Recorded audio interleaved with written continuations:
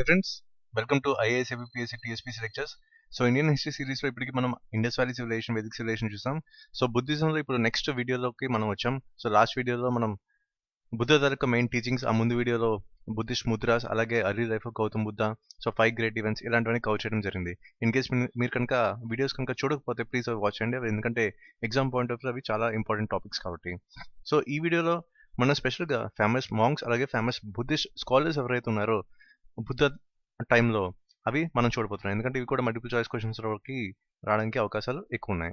So first of all మనకి 5 disciples ఎవరైతే ఉన్నారంటే మనకి బుద్ధుడితో వాళ్ళు మనకి important. So first of all first disciple ఎవరంటే మనకి ఆనంద్ అని ఆల్రెడీ మనం చెప్పుకున్నాం. సో ఆనంద బుద్ధ కూడా ముందు నుంచి బాగా ఫ్రెండ్స్ అనమాట. సో ఈయనంటే ఒక కంపానియన్, అంటే ఫ్రెండే కాదు, అలాగే మోస్ట్ డివోటెడ్ డిసైపుల్ అనమాట. సో అందుకే ఆనందకి ఎక్కువ ప్రిఫరెన్స్ ఇచ్చేవారు బుద్ధుడు.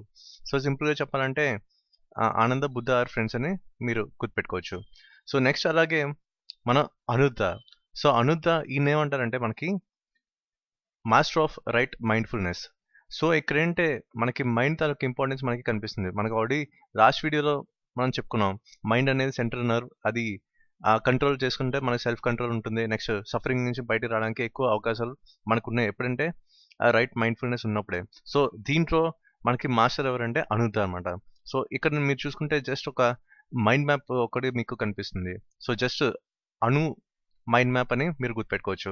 సో అనుద్ధాలో జస్ట్ అణు గుర్తుపెట్టుకోండి. ఇక్కడ మైండ్ఫుల్నెస్ అనేది మైండ్ మ్యాప్ కింద మనం చేంజ్ చేసుకోవచ్చు. సో ఈ రైట్ సైడ్ బ్రెయిన్ అనేది ఒక మైండ్ మ్యాప్ మనం తీసుకుంటే రైట్ సైడ్ బ్రెయిన్ తిరిగి స్ట్రాంగ్ అని చెప్పుకోవచ్చు అనుకి. సో ఇది అణు మైండ్ మ్యాప్ అని మీరు గుర్తుపెట్టుకోవచ్చు. నెక్స్ట్ అంటే మహాకసప. సో ఈయన అంటే ఒక బుద్ధిస్ట్ కౌన్సిల్ ఎక్కడ జరిగిందంటే రాజగృహాలో జరిగిన బుద్ధిస్ట్ కౌన్సిల్కి ఈయన ప్రెసిడెంట్గా వ్యవహరించారు. సో ఇది మహాకసప గురించి. సో ఇది ఎలా గుర్తుపెట్టుకోండి, జస్ట్ మహారాజా అని గుర్తుపెట్టుకోండి. సో మహారాజా ఒక బుద్ధిస్ట్ కౌన్సిల్కి ప్రెసిడెంట్ కింద వ్యవహరించారు. ఎక్కడంటే రాజగృహ. మహాకసప రాజగృహ మనకి మల్టిపుల్ చాయిస్ క్వశ్చన్స్ కాబట్టి మనం ఈజీగా ఐడెంటిఫై చేయడానికి ఈజీగా ఉంటుంది. జస్ట్ మహాకసప రాజగృహకి జస్ట్ మహారాజా అని గుర్తుపెట్టుకోండి సరిపోతుంది. నెక్స్ట్ అంటే మొఘలన్న. సో మొఘలన్నకి అంటే గ్రేటెస్ట్ సూపర్ న్యాచురల్ పవర్స్ ఉన్నాయి. సో మొఘలన్న అనేది మనకి కొత్త వర్డ్.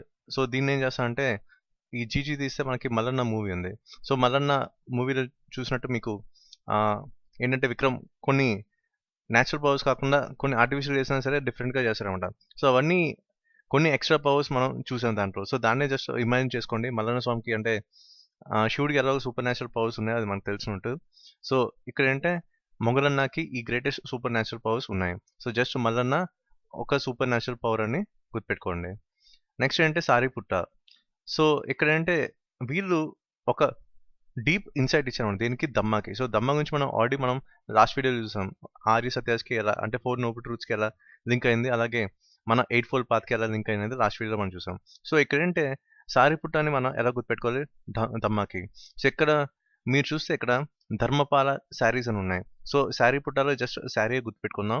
నెక్స్ట్ ఇక్కడ ధర్మపాలలో ధర్మ ఆల్రెడీ ఉంది కాబట్టి మనకి ఇది లింక్ చేసుకుంటే ఈజీ అయిపోతుంది. ధర్మపాల శారీ అని గుర్తుపెట్టుకుంటే మనకి ఆ నిమోనిక్ మనకి ఈజీగా హెల్ప్ అవుతుంది మల్టిపుల్ చాయిస్ క్వశ్చన్స్లో. నెక్స్ట్ చూసుకుంటే ఉపాలి.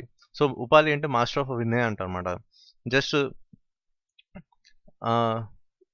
ఇక్కడ వినాయకుడిని మనం తీసుకుంటే జస్ట్ ఉపాలి ఎవరంటే మాస్టర్ ఆఫ్ వినాయకుడు. ఇలా మనం ఈజీగా లింక్ చేసుకోవచ్చు. నెక్స్ట్ ఇప్పుడు మనం బుద్ధిస్ట్ స్కాలర్స్ చూసుకుంటే ఫేమస్ బుద్ధిస్ట్ స్కాలర్స్ ఎవరంటే అశ్వఘోష ఉన్నారు. సో అశ్వఘోష స్పెషల్లీ చెప్పాలంటే కాంటెంపరీ అనే ఈ వర్డ్ ఆల్రెడీ మీకు ఇంగ్లీష్ వీడియోలో దీని తర్వాత మీనింగ్ ఎక్స్ప్లెయిన్ చేయడం జరిగింది. అంటే ఒకేసారి ఎవరైతే ఉన్నారో అదే టైంలో అనేది మన కాంటెంపరీ అని చెప్పుకుందాం. Living at the same time అని మనం ఈజీగా చెప్పుకున్నాం అప్పుడు లాస్ట్ వీడియోలో ఇంగ్లీష్ వన్ వర్డ్ సబ్స్టిట్యూషన్స్లో. సో ఇక్కడ ఏంటంటే ఈయన అశ్వఘోష ఎవరంటే కాంటెంపరీ ఆఫ్ కనిష్క. సో ఈయన ఫేమస్ పోయిట్, అలాగే డ్రమ్టిస్ట్, అలాగే మ్యూజిషియన్ కూడా. ఇక్కడ నాగార్జున గురించి చెప్పాలంటే ఈయన ఫ్రెండ్, అలాగే కాంటెంపరీ ఎవరంటే సాతవాహన కింగ్స్కి, ఆంధ్ర సాతవాహనాస్కి. సో ఇక్కడ ఒక పాయింట్ అనేది నేను మెన్షన్ చేయలేదు. సో ఈయన ఒక కాన్సెప్ట్ అనేది ప్రెజెంట్ చేయడం జరిగింది, అదే శూన్యవద. సో ఇక్కడ శూన్యవద అంటే just Madhyamaka school of Buddhist philosophy ఉంది. సో దాంట్లో ఈయన ఒక కాన్సెప్ట్ని ప్రెజెంట్ చేయడం జరిగింది, అదే శూన్యవద. నెక్స్ట్ ఏంటంటే అసంగ అండ్ వాసుబంధు. సో యాక్చువల్ వీళ్ళిద్దరు ఎవరంటే అసంగ అండ్ వాసుబంధు వీళ్ళిద్దరు బ్రదర్స్ అనమాట. సో దీంట్లో అసంగ గురించి మాట్లాడుకోవాలంటే ఈయన యోగాచారం అంట, important teacher of Yogachara.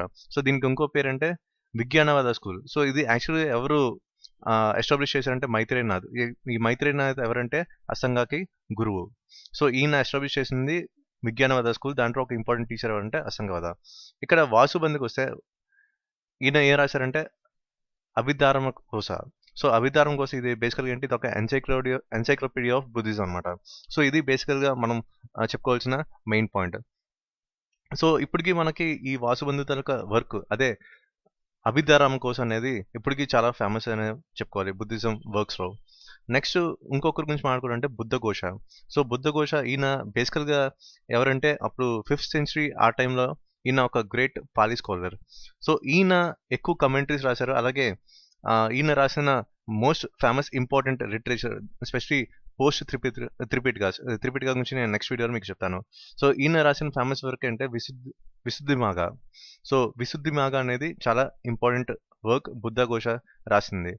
So ఇక్కడ మనకి చూస్తే ఇక్కడ విసు అనేది తీసుకుంటే మనకి విసు ఇంటర్నేషనల్ పేరుతో కొన్ని ఇన్స్టిట్యూషన్స్ కార్డ్ చూసాం అనమాట. సో ఇక్కడ ఘోష, ఇక్కడ విసు ఘోష అని ఈజీగా మనకు లింక్ చేసుకోవచ్చు. సో ఇది బేసికల్గా ఏంటి, ఇది ఒక పోస్ట్ త్రిపిటక లిటరేచర్ అని తెలుస్తుంది అనమాట. నెక్స్ట్ అలాగే దిర్నాగా. సో ఈయన మోస్ట్ ఇంపార్టెంట్ స్కాలర్ అని చెప్పుకోవచ్చు, ఎందుకంటే ఈయన ఫౌండర్ ఆఫ్ బుద్ధిస్ట్ లాజిక్ అనమాట. సో బుద్ధిస్ట్ లాజిక్ని ఈయన ఎస్టాబ్లిష్ చేయడం జరిగింది. సో జస్ట్ ఒక డిన్లో అని మీరు గుర్తుపెట్టుకోవచ్చు. ఇక్కడ దిన్నాగా, నెక్స్ట్ ఎల్ఓ అంటే లాజిక్ మనకి. నెక్స్ట్ ఏంటంటే మనకి చెప్పుకోవాల్సింది ధర్మకీర్తి. సో ఈయన ఏంటంటే చాలా ఇంపార్టెంట్ ఫిలాసఫికల్ థింకర్, ఎస్పెషలీ మనకి 7th century ఆ టైంలో ఈయన ఒక గ్రేట్ బుద్ధిస్ట్ లాజిషియన్ అని చెప్పుకోవచ్చు. అలాగే ఈయన ఒక ఫేమస్ డైలెక్టేషన్ కూడా మనం చెప్పుకోవచ్చు. సో వీళ్ళు ఫేమస్ బుద్ధిస్ట్ స్కాలర్స్ ఆ టైంలో. So thank you for watching this video, and please subscribe to our channel IAS APPS CTSP Lecture for more videos.